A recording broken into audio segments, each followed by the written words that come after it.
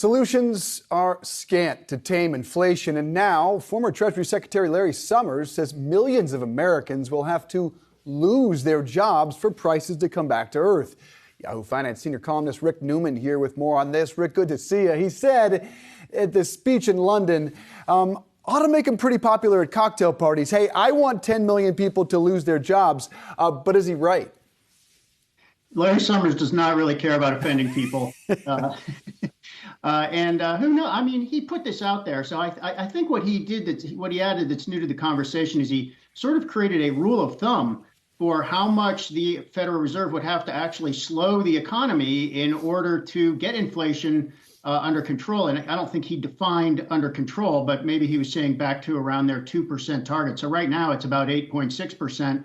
And he said the unemployment rate would have to rise to the equivalent of 5% for 5 years. And that could happen in different ways. It could be 7.5% for 2 years or 10% for 1 year or something like that. But that's how much unemployment and economic pain he says it would take to actually get inflation where the Fed needs to get it. I did some more informal math on that. And if the unemployment rate, which is now 3.6%, if that went up to about 5%, that would be the loss of about 2.2 million jobs. And Larry Summers said we'd have to go through that for 5 years to get to the inflation target. So that would be some pain clearly be some pain for some portion of Americans, and definitely not the soft landing that Wall Street hopes the Fed is able to engineer here. Now, I'm sure we're going to hear some other economists saying, he's overstating it.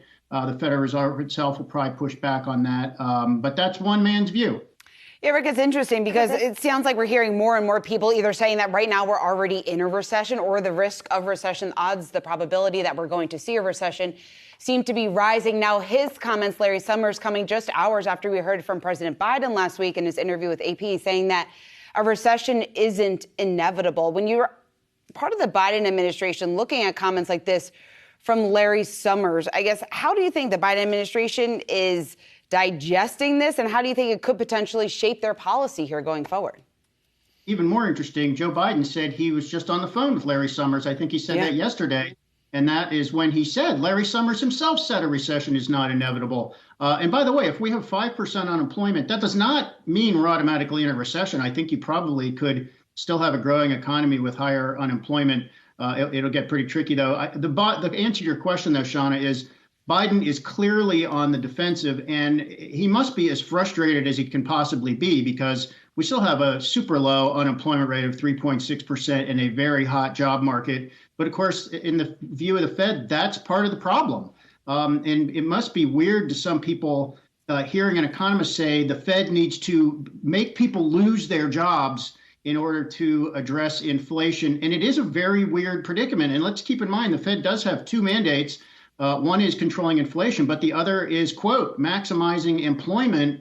And we're in a very odd situation where pursuing one of those goals, maximizing unemployment, seems to come at the expense of the other goal, controlling inflation. So the Fed is in a difficult spot. Yeah, very, very difficult spot, and as is the Biden administration. Well, Rick, as we've seen inflation jump here, there's been a lot of comparisons between the Biden administration and what we saw in Jimmy Carter's administration back in the late 70s. What's the latest, and what do you make of that comparison?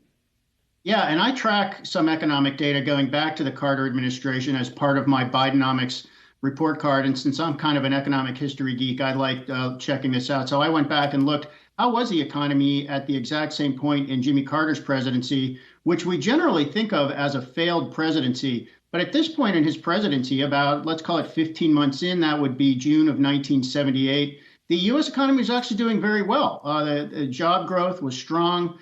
So I track 6 metrics, and Biden and Carter are tied on these, 3-3. So Biden, we've had more jobs created under Biden. Of course, we also have a larger population at this point. GDP per capita under Biden has been higher than under Carter, and the stock market has done a little bit better under Biden than it was under Carter. That was a bad decade for stocks.